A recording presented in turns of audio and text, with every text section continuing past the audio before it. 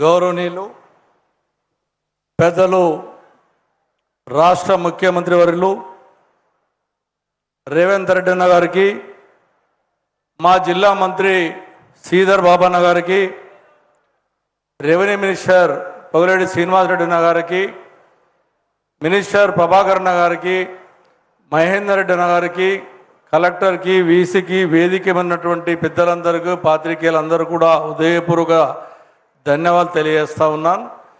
ముఖ్యమంత్రి గారికి ఇద్దరు హౌసింగ్ మినిస్టర్ గారు ఉన్నారు. నేను ఎక్కువసేపు టైం తీసుకున్నా, 2 minutes టైం తీసుకుంటాను. ముఖ్యమంత్రి గారు, రెవెన్యూ మినిస్టర్, హౌసింగ్ మినిస్టర్ గారు ఉన్నారు.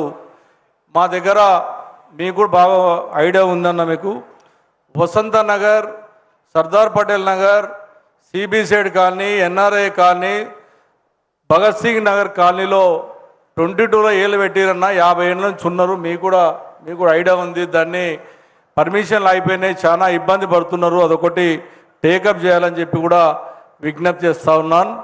రెండోది అల్పదాయ వర్గాలు అని 630 ప్లాట్లు 2004లో కట్టించారన్న.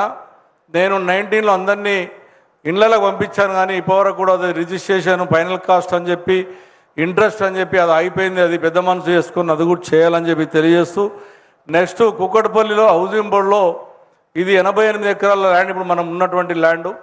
ఈ 11 ఎకరాల ల్యాండ్ గతంలో వేరేళ్ళు నవాబులు దీని మీద ఫైట్ చేస్తే సుప్రీంకోర్టు దాకా వెళ్ళి గెలిపించేదాకుండి 18లో గెలిపించామన్న దీన్ని.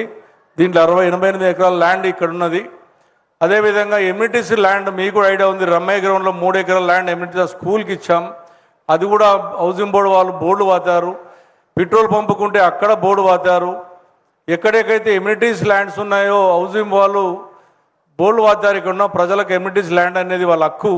అది ఒక్కటి ఆలోచన చేసి మీరు ఖచ్చితంగా చేస్తారని ఆశిస్తూ, మాకు వచ్చిన ప్రజలందరూ కూడా హృదయపూర్వక ధన్యవాదాలు తెలుసు ముగిస్తాం. జై హింద్, జై తెలంగాణ. Thank you sir.